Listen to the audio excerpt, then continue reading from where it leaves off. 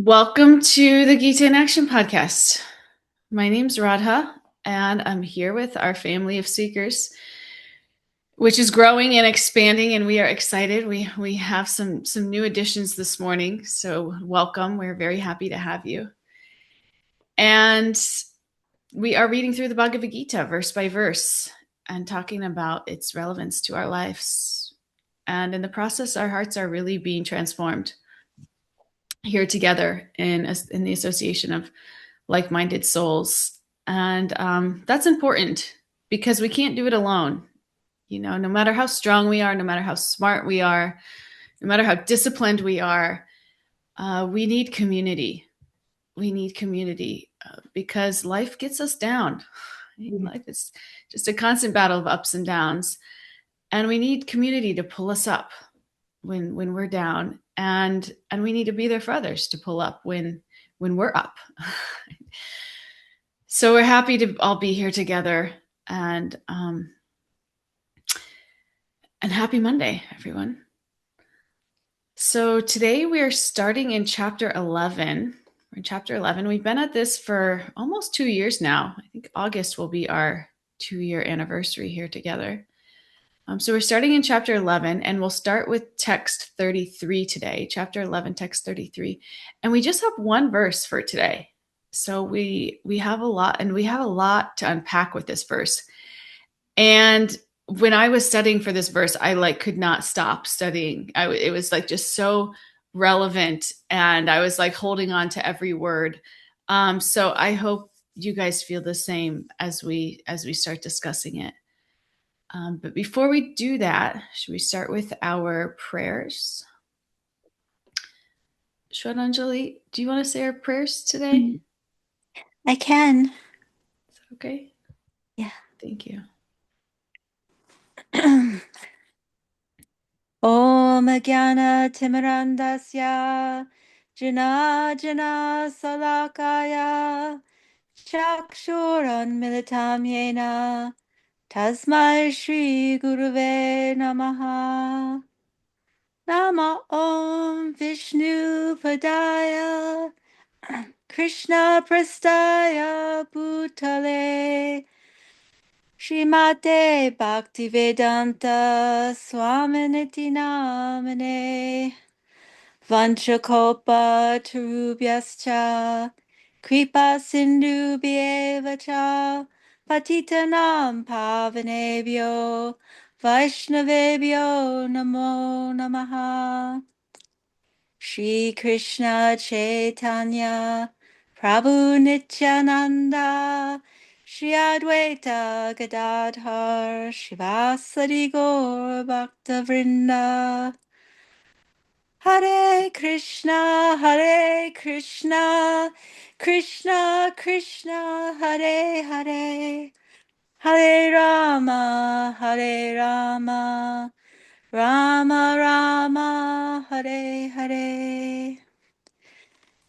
Srila Bhaktivedanta Swami Ki Jai. Jai. Thank you. Thank you. So let's start with our verse today. Let me share my screen.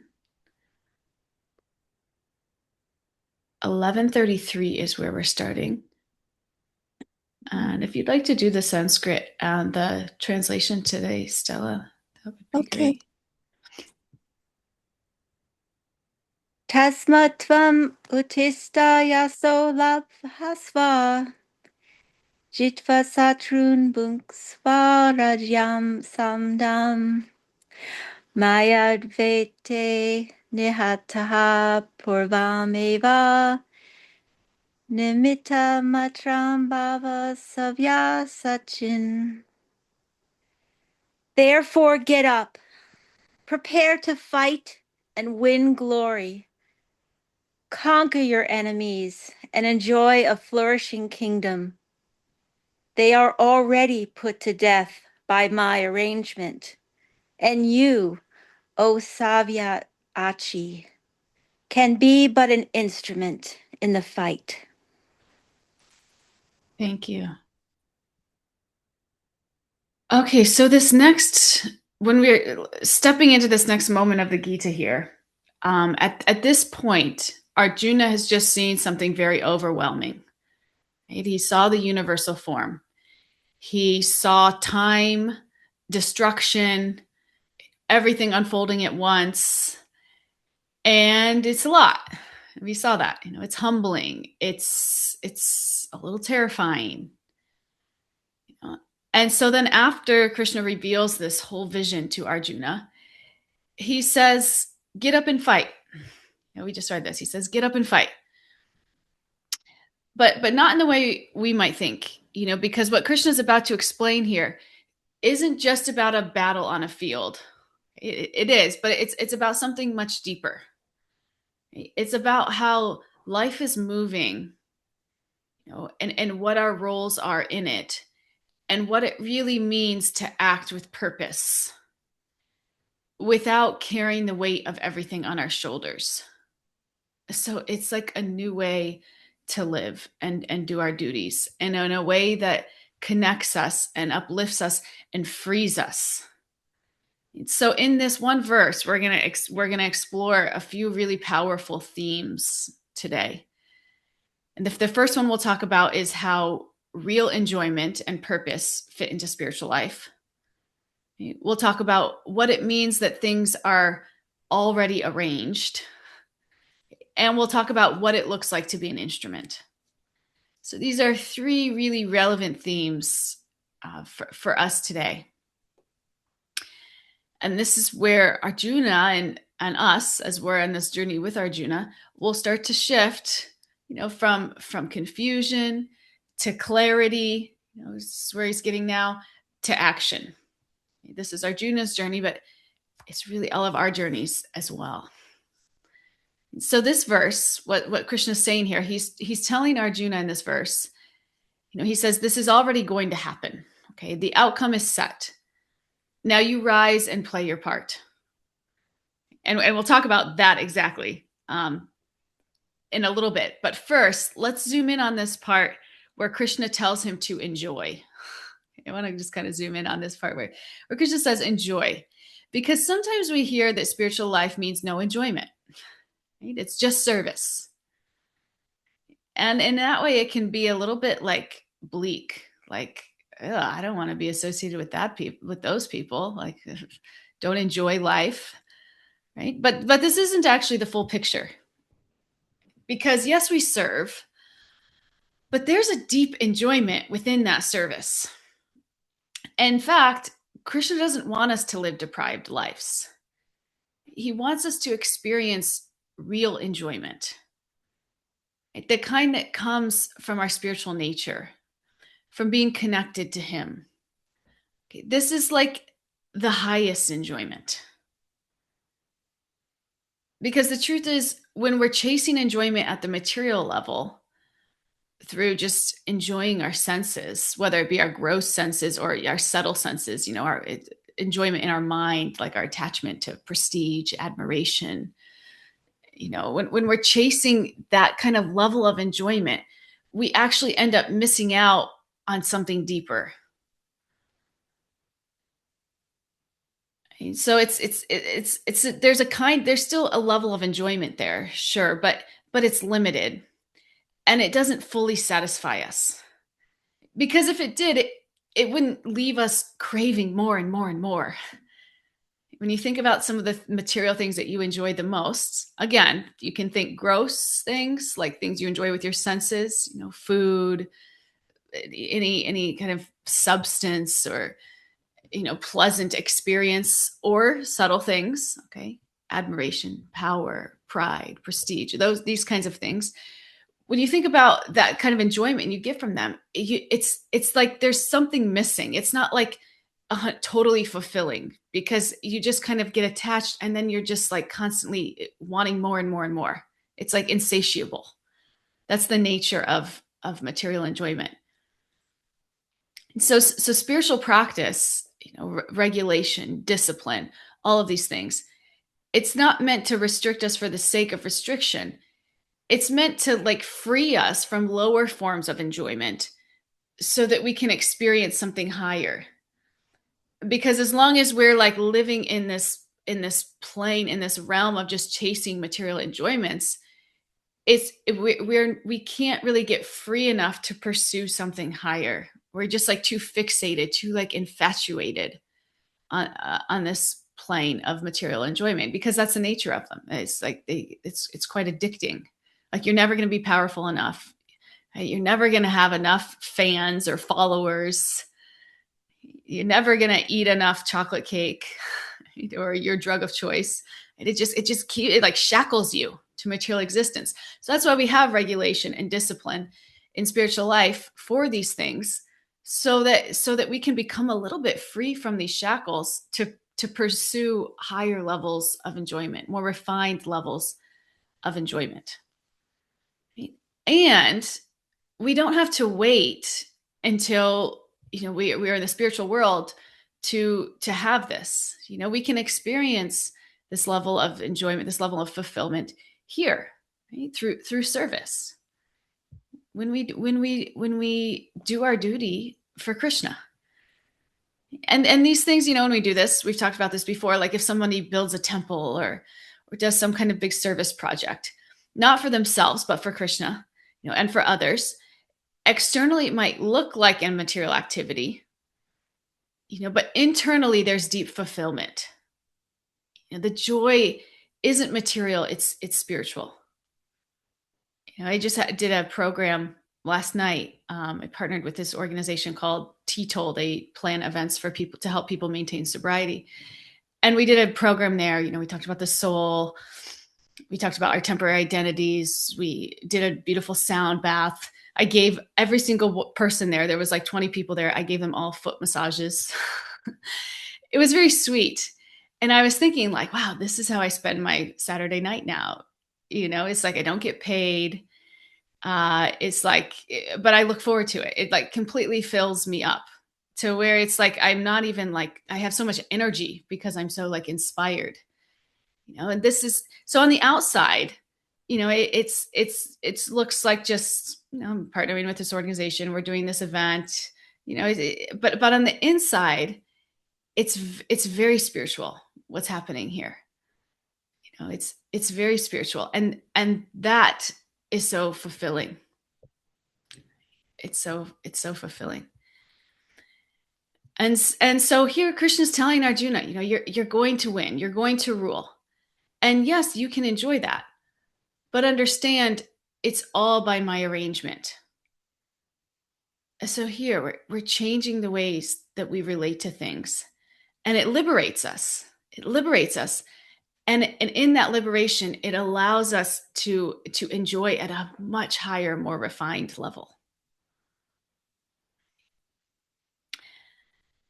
So now this raises a question, because Krishna is saying that everything is already arranged, which can be kind of like, okay, then what's the point of even doing anything if everything's already arranged? Like the whole battle's already decided. But what Krishna's trying to do here is help Arjuna to transform his consciousness. This isn't necessarily about fixing the external outcome. It's about fixing Arjuna's consciousness, which is actually the entire purpose of the Gita. And the entire purpose of what we're doing here in this material existence is to transform our consciousness. Because ultimately, to win the battle, Krishna doesn't need Arjuna.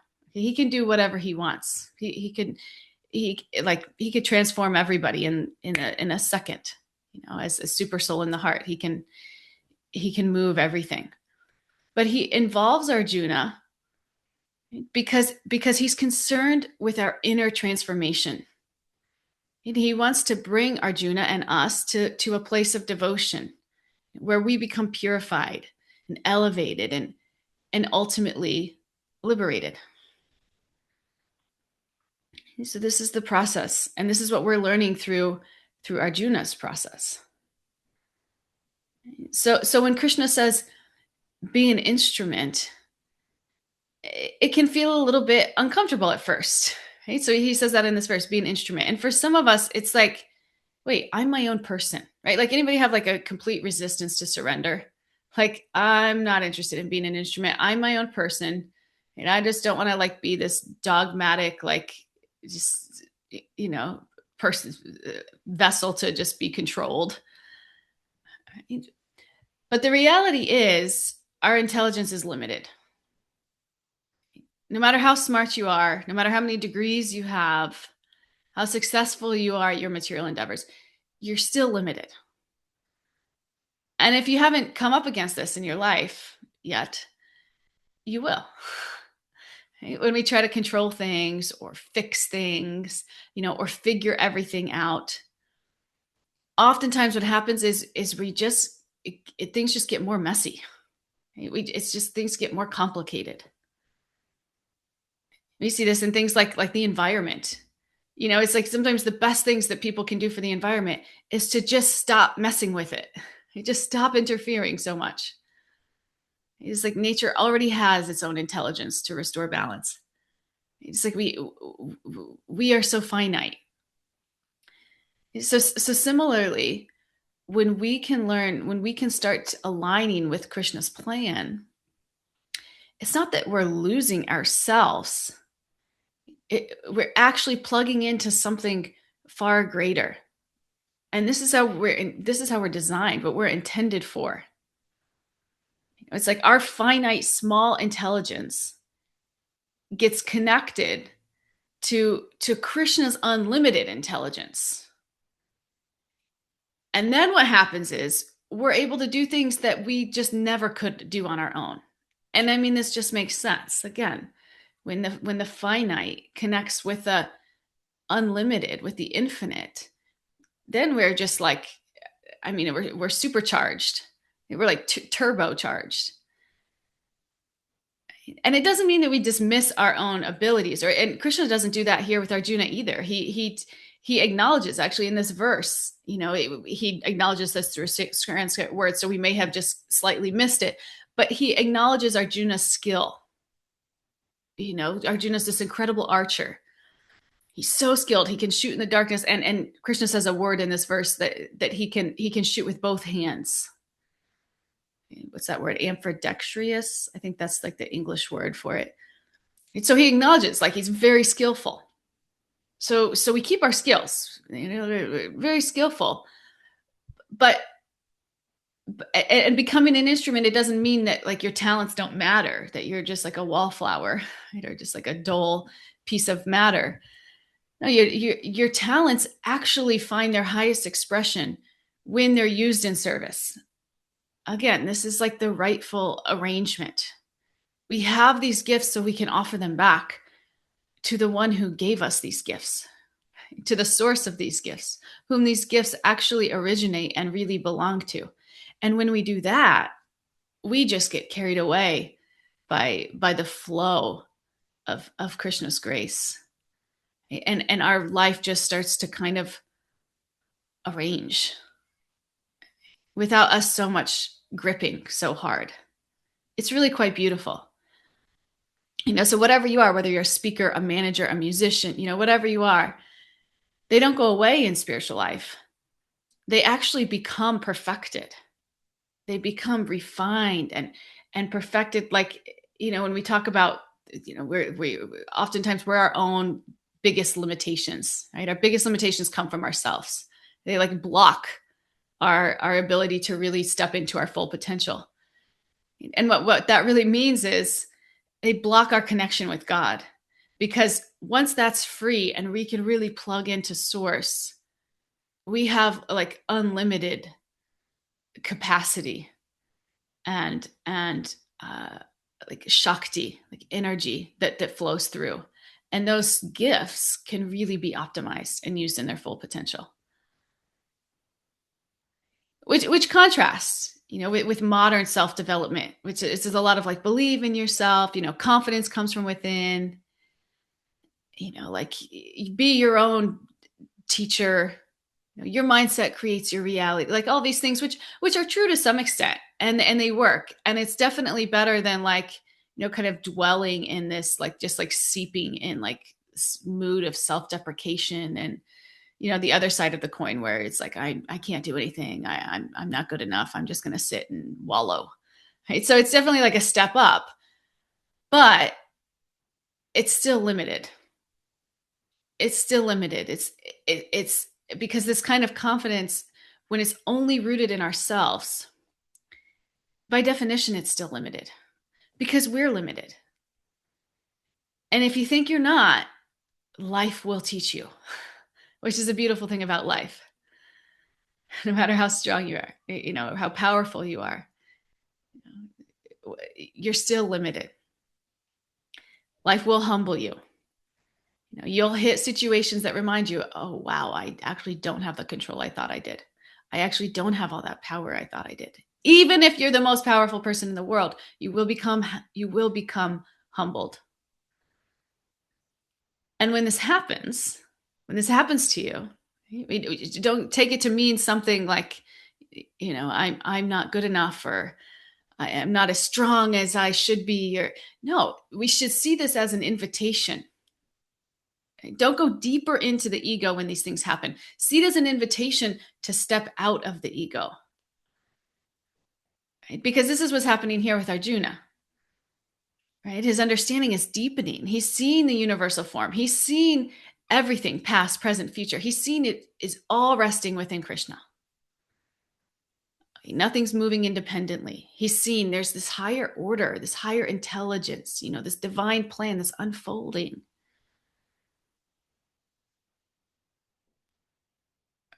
Right? And the question becomes here, does this make him uncomfortable, right? Or is this reassuring to kind of see this? Does it feel limiting that he sees all of this, or is it empowering? And the answer, which side you fall on that spectrum, really depends on how you see yourself in relation to Krishna. So for Arjuna, his confidence actually becomes stronger, because now it's not based on him alone. It's based on the understanding that when we align with Krishna, there's this divine backing behind him.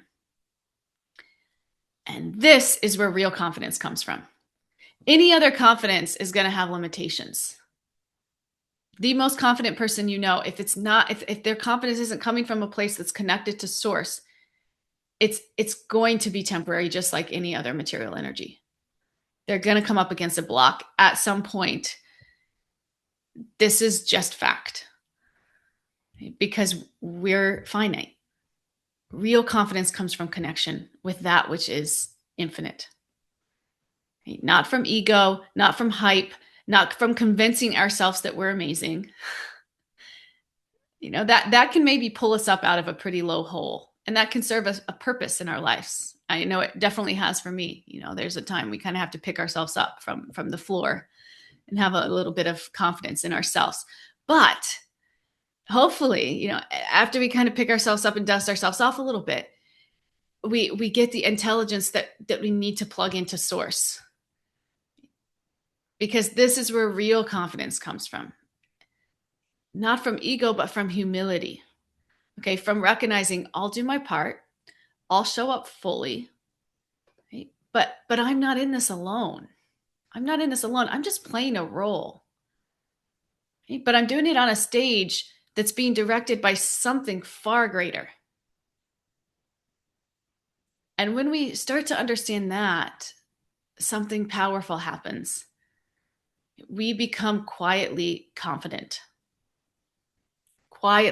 steady, grounded. So we're not like proud, like one side of the coin. Then we're not insecure, the other side of the ego coin, which is ultimately the same coin. It's all ego. Right? But we just become clear. You just become clear. And it's very sweet.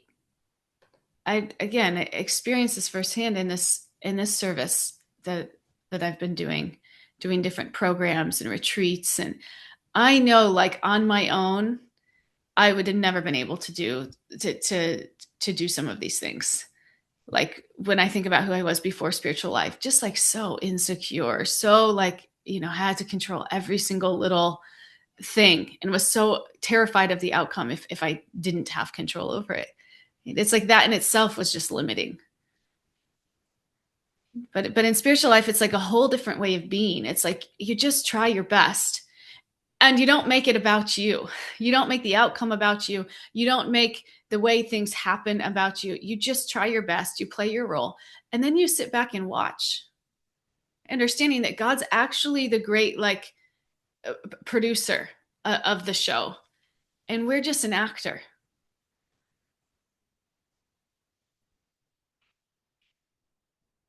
Right? So becoming an instrument, it's not about becoming less.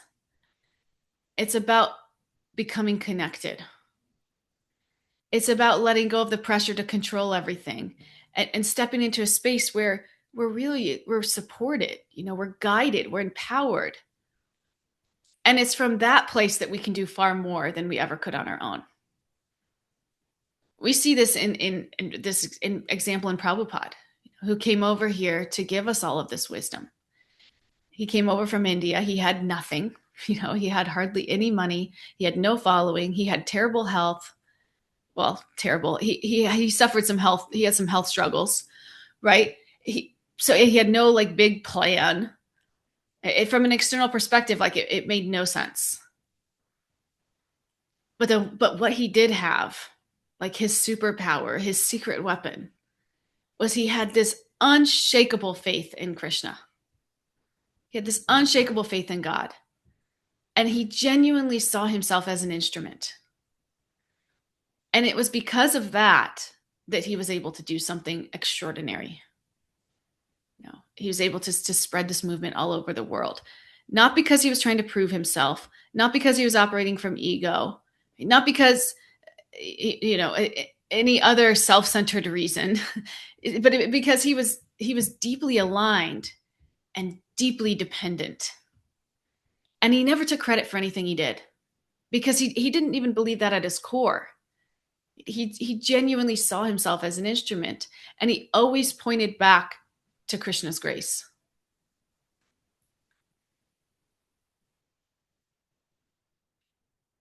Right? So what we see here, that there's a divine plan. And our perfection isn't to control this plan, but to understand it and cooperate with it. And some of you sitting here today might think, okay, well, that's great for Arjuna. He had Krishna directing him on the battlefield. Like, how do I know what Krishna's plan is for me?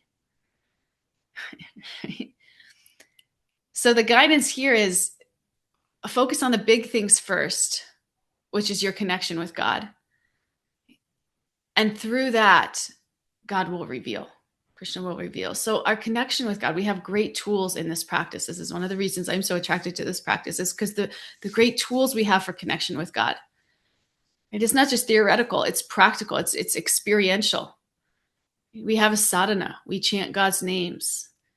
We come together, we study scripture.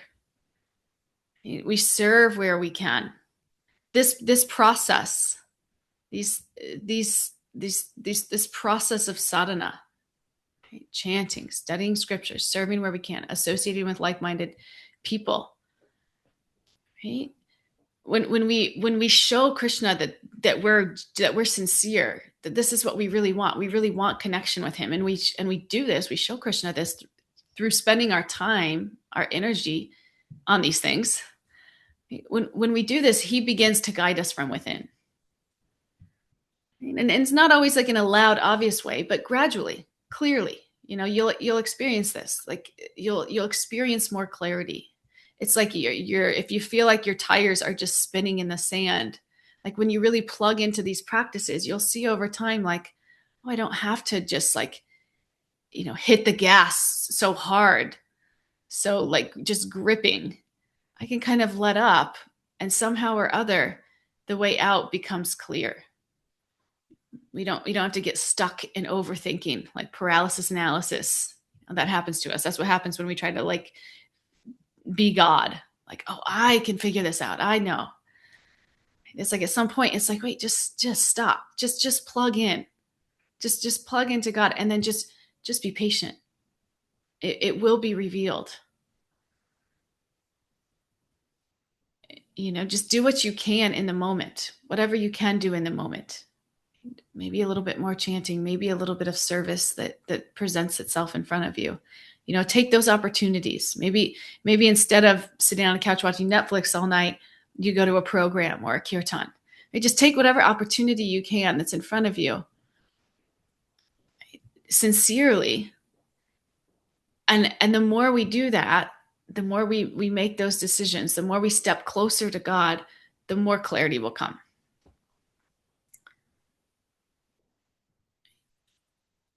And this is liberating, because it's like we don't have to do it on our own. We're not intended to do it on our own. We're not designed to do it on our own. And sometimes thinking that we can and we should and we want to is like our biggest demise. It is. It's our biggest demise.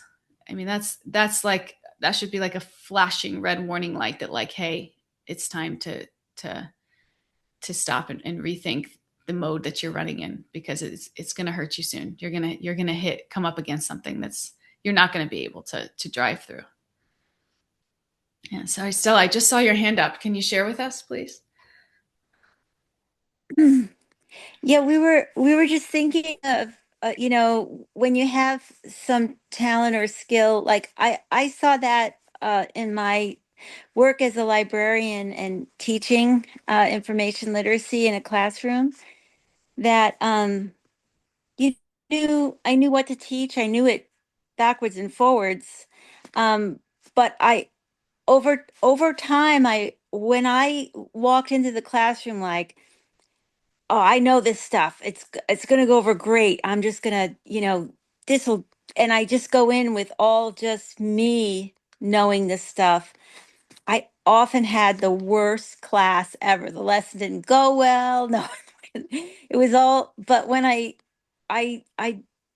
but when I went in with Krishna knows what is going to be the result, and I give the result to him. Like, when I consciously walked in, looked at everybody as a child of God and said, Krishna, let them learn what you want them to learn today. I'm just going to present it, but the result is up to you. Whether the timing goes right or the particular activity goes right or not, everybody's going to get whatever you want them to get from what I have to offer. And then the class went great. So, and that happened like every time I was aware of that, I saw it happen again and again. That if I went in without wanting a result, giving the result to Krishna, it just went better.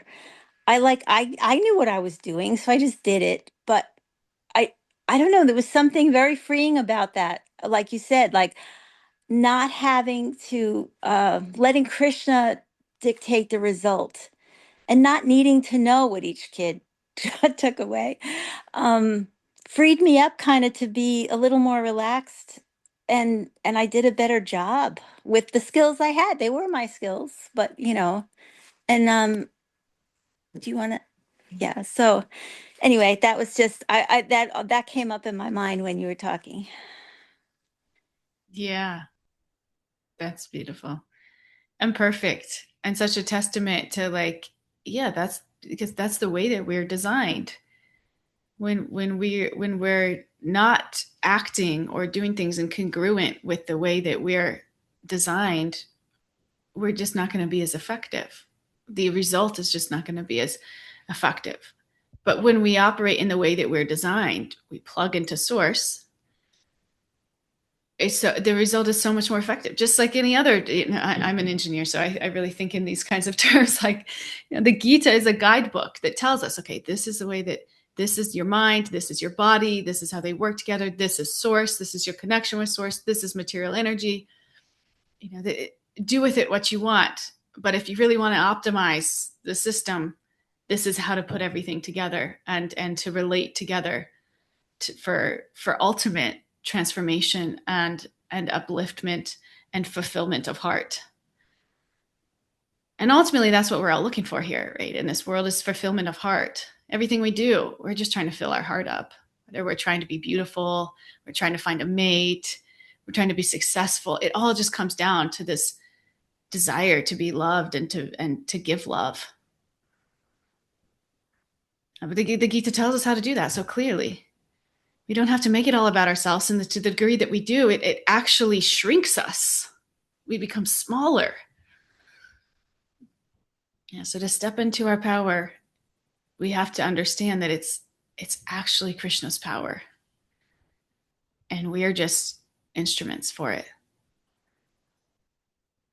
And I love what you said. It's freeing when we do that. Our whole mental space just frees up. I had the very same experience, Shraddhanjali. When I first started like doing retreats, it was like I would obsess over it. It was anxious. It was just like a mess. So much so that I was like, I can only do this every once in a while. You know, it's just it's gripping so tight. But then to let go and say, I really have no idea how this is going to go. I'm going to give it my best and offer the result to Krishna, and hopefully, however it ends up, it will bring me closer to God. And then, just like you said, yes, somehow Krishna just arranges. It's magic. But if it were about our effort alone, then every time we worked really hard at something, we'd get great results, and we know that's not the case. You work super hard at something, and it's like, what's that saying? Like, work harder, like smarter, not harder. Right? Smarter is connecting to God, getting into that flow of things. That's the smartest you can work. Certainly don't work harder. That doesn't guarantee you anything. So this is the shift. The shift is it's not our mission, it's God's mission. We're just a part of it. And when we can take this shift, it stops feeling like, this is impossible. Where it's like, wow, this is unstoppable. Whatever it is, whether it's an external thing you're going for, or even just an internal shift. Understand that this is God's mission. If you're like in the crux of addiction or struggling with something personal in your life, the number one best thing you can do for yourself is stop making it about you. Stop making it about you. Stop getting stuck in the ego. The ego will keep you trapped, and this is the job of the ego. Step out of it. It's not about you. It never has been about you. This is Krishna's mission. And let us be an instrument for that. Because this is the only way to guarantee success. And success doesn't always mean that results are going to go the exact way that we think they should. But if we're sincere in our desire to surrender to God's plan, whatever the results are, they will bring us closer to God. Sometimes, it may not actually be successful, whatever it is that we're doing. And sometimes this is God protecting us, because sometimes success can make us proud, can pull us away from Him. So sometimes failure could be protection.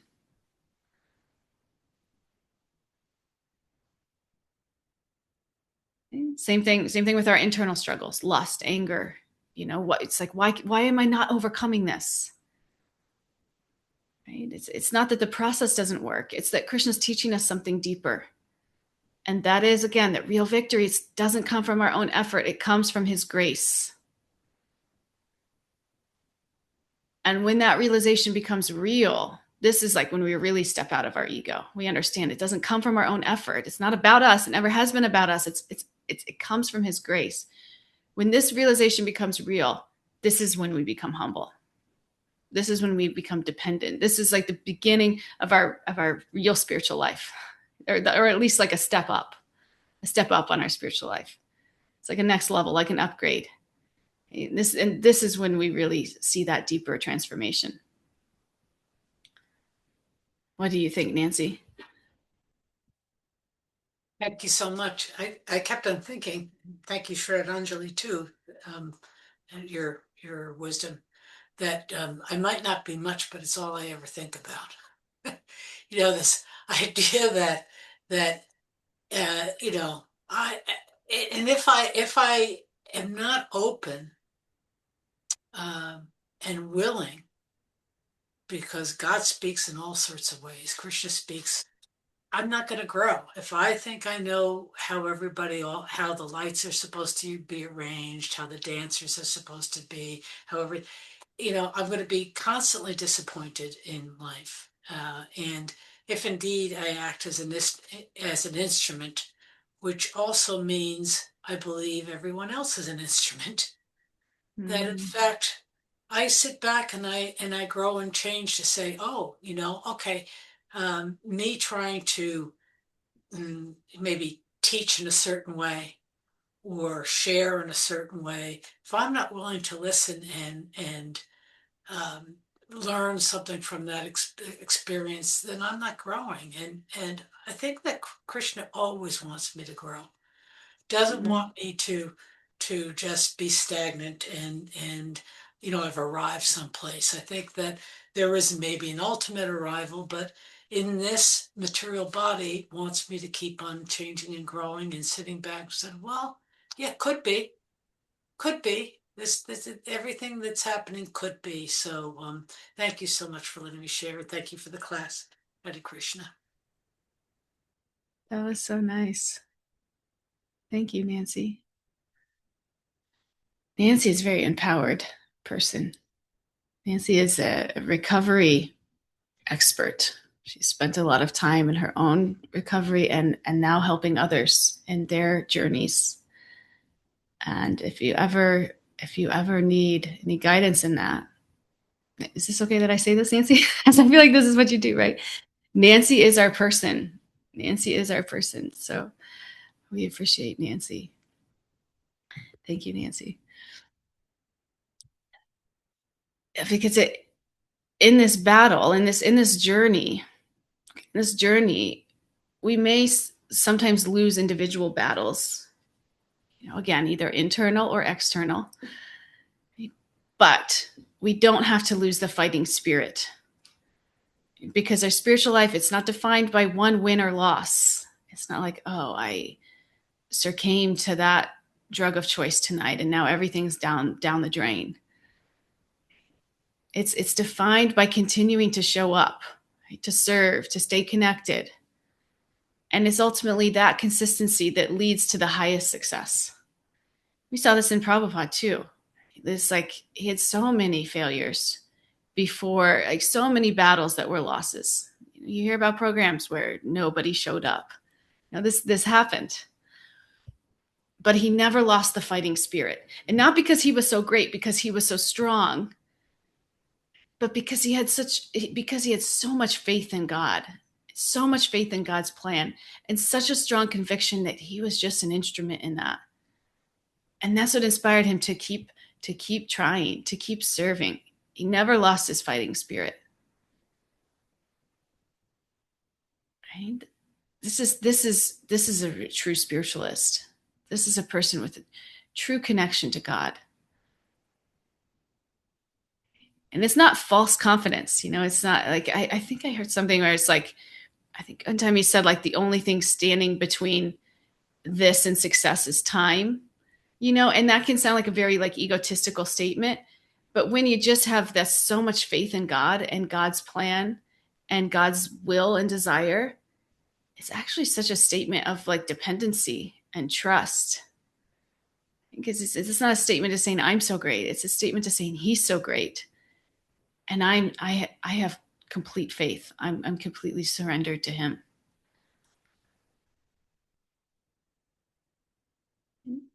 So one last powerful point, our success is often limited by our past karma.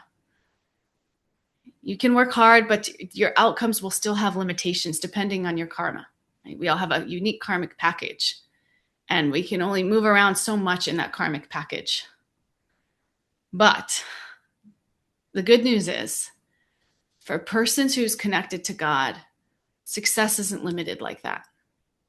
Because Krishna can empower someone far beyond what karma would do. It's like when you plug into source and you're picked up by that current, it's like you're beyond, you've like, your package has been ripped open, and it's now there's no boundaries. It's like you're all of a sudden your capacity becomes unlimited. So the real question becomes, how much are we willing to trust? How much are we willing to align, to serve? Because when we do that, even imperfectly, we open ourselves up to something far greater than we could just create on our own. And this is the magic. This is the Krishna magic. And for me, this is what makes like service kind of addicting. It's like it's just because it's just like it's a game. It's just like fun. It's just I'm just gonna try my hardest at that and see what happens. And I say it's a game in the sense that you don't have to tie yourself, your worth, your to the outcomes of things. It's just it makes everything lighter. It gives it like it just makes it again fun. Because that's what kind of drags you down, makes you anxious, makes you depressed, makes you scared. Oh, but when that's all out the window, then you can really lean in. And all the while, what you're doing is building relationship with God. And that is the sweetest nectar. So it's more than a game. It's like just the sweetest game. Right? So if we zoom out and really take all of this in, what Krishna's really offering Arjuna here is assurance. Assurance. No pressure, not control, not you have to figure it out. Just reassurance that you don't have to carry the whole outcome.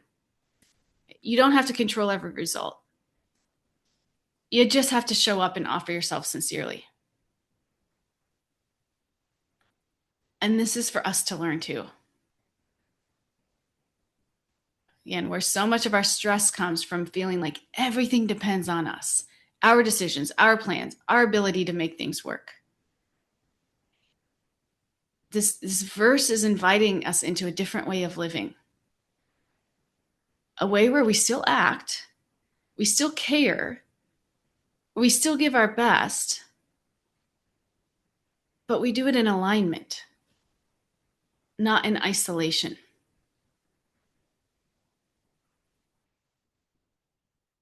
When we start asking, how can I serve right now? Instead of, how can I control everything? And then over time, this will change something inside of us. We'll become lighter, we'll become clear, we'll become more steady. And even when things don't go the way we expect, we don't lose our footing because we're not like totally rooted in the outcomes anymore. We're rooted in connection. So whether we feel like we're winning or losing in different moments of life, we just keep going. We just keep showing up. We just keep serving. And it's in that consistency, in that sincerity, where the real success in spiritual life actually unfolds. And this will transform everything in your life. This will transform you from the inside out. This will transform your relationships. And then when you have relationships with people that are aligned with the same purpose, they just become cleaner. Your dealings become smoother because you're just so aligned on that purpose. I feel like I see Anuradha just came on. I feel that in my relationship with Anuradha because we are like so aligned in our desire to serve and to serve sincerely that like her and I can just talk with just like complete barriers down. Like it's like we don't have to make anything about her, about me. It's completely about the mission, what we're trying to do. And it's so freeing. It's freeing in the relationship. It feels very like it feels like we can grow together, and it feels like we can serve together very sincerely, and learn from each other without the tricks of the ego or the limitations of the ego. It's very sweet. It's very sweet. So this is the high. This is what Krishna wants for us. He wants that high for us. And this is the true fulfillment of the heart, not the cheap enjoyment that we search in the material world. Something so much sweeter. So that's the class for today. We have some reflections. Oh, I just see Gopa. Good to see you.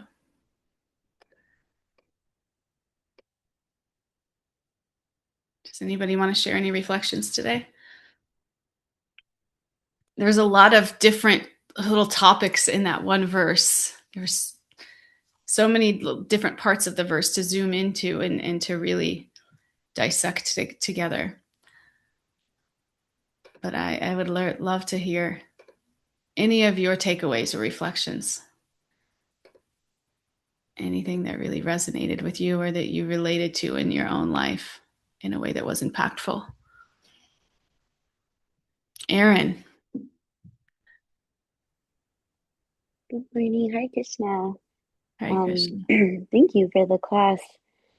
I think I oftentimes think like, I think we can all be really hard on ourselves and like our own worst critic. And, I just think like, oh, seva, like I don't really do much seva or like austerities, I'm like, I don't do any austerities. And, I think it's been a real journey for me to like, kind of accept for myself like what counts almost like no like showing up to this class is like service, right? And it's a beautiful and enjoyable service. And um just like fasting for Ekadashi, like that is an austerity. Like I've had to like really redefine because like on first glance I feel like I'm just like, well, I don't do that, or I don't do enough of it, or like it never feels like enough.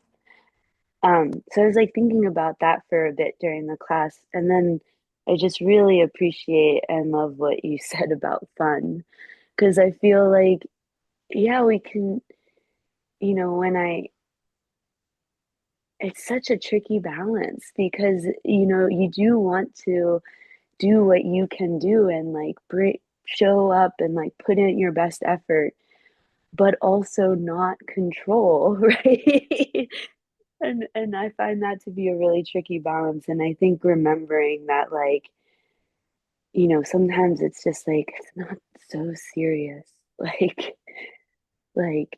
at least like the pressure I put on myself or like the standards that like, are really self-imposed. It's like, I even find like some of my best days, even if it's mundane things like chores, and I can like stress myself out about like getting a ton of little things done.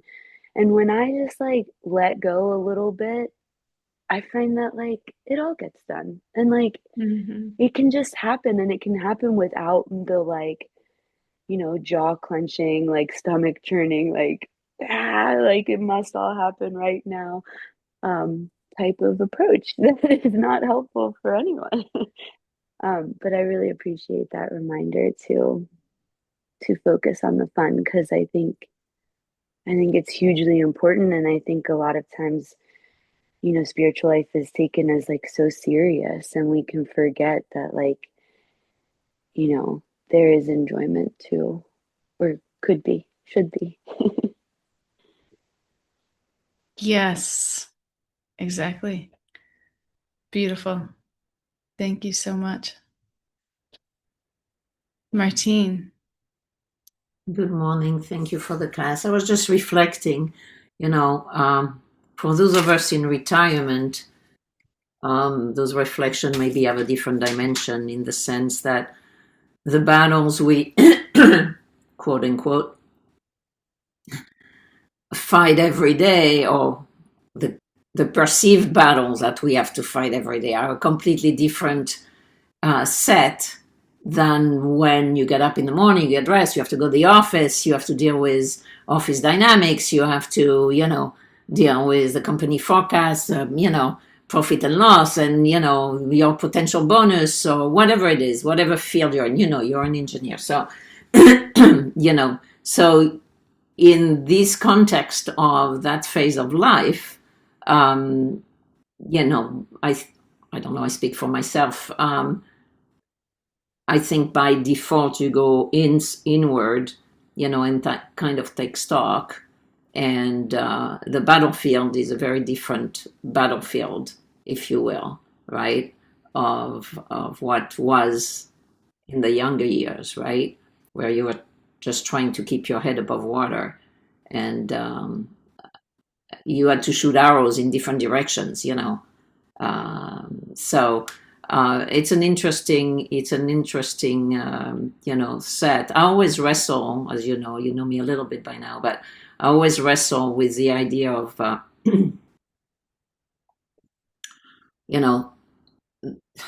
struggle with the word surrendering, but for the purpose of this input I'm putting there,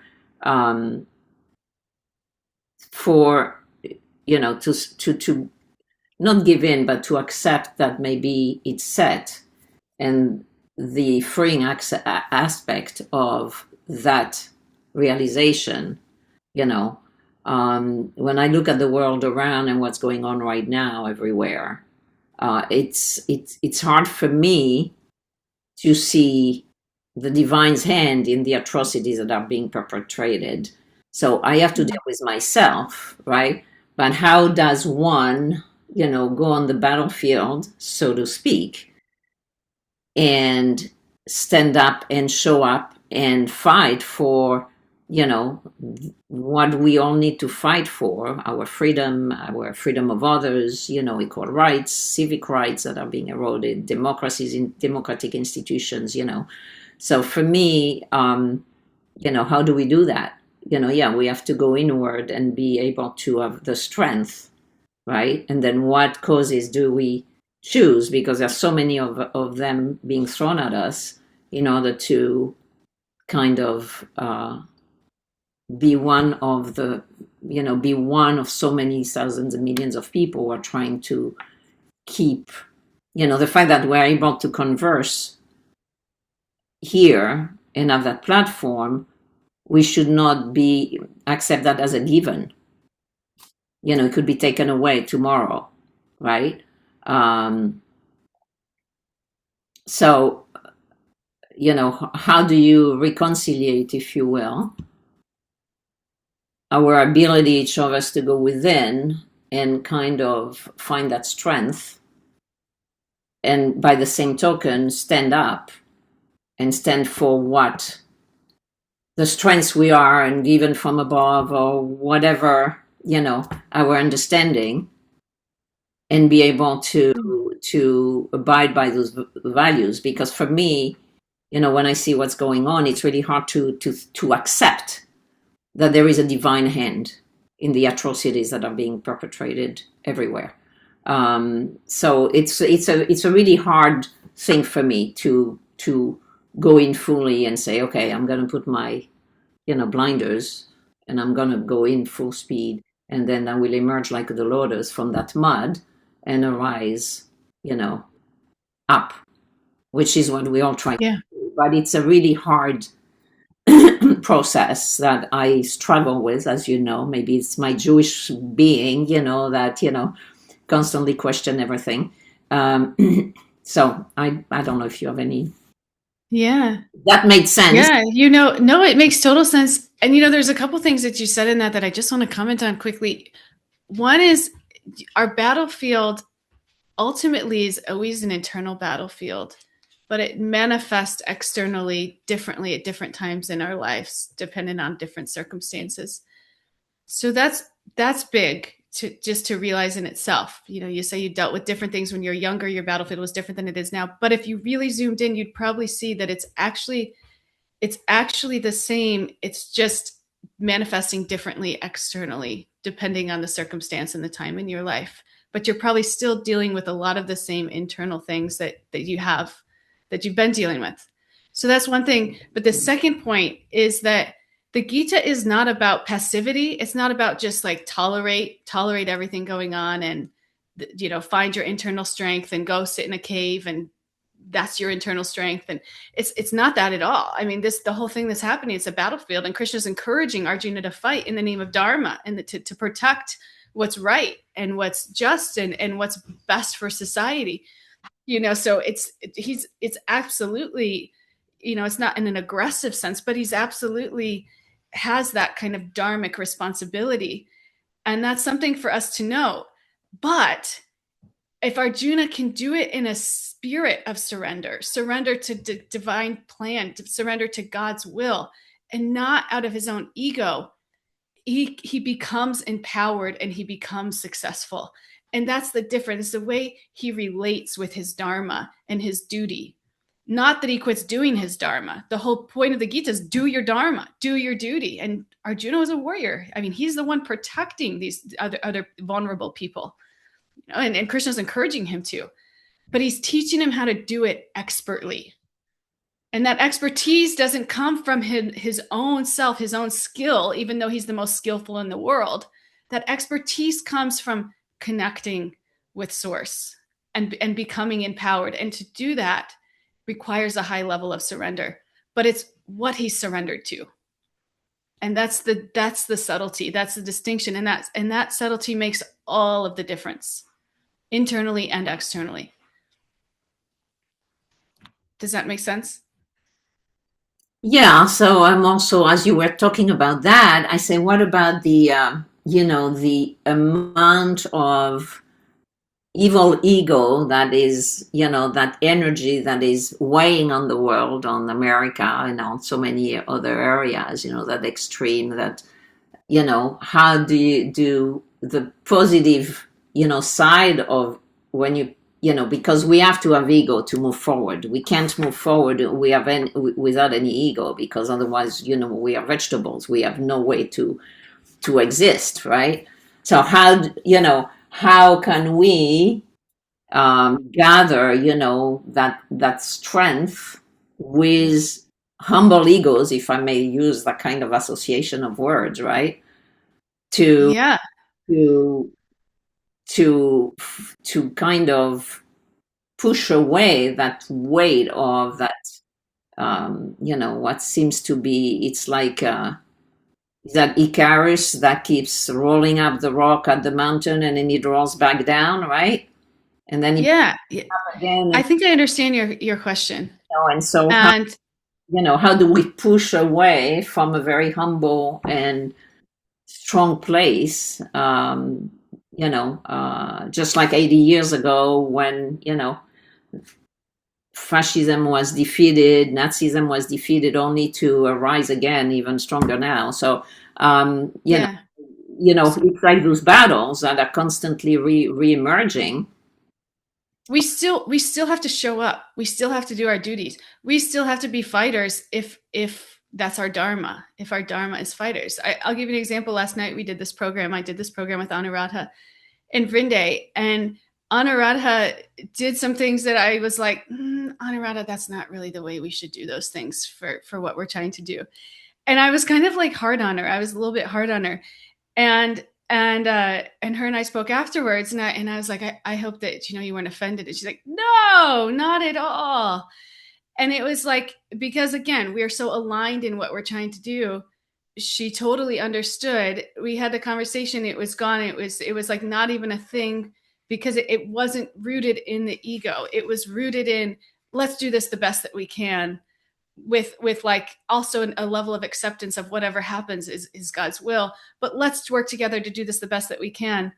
And in that, there was there was quite a fighting spirit. There was a lot of energy. There was a lot of like, let's do it. But at the same time, there wasn't a like hard attachment to it that's what really the ego gets caught in.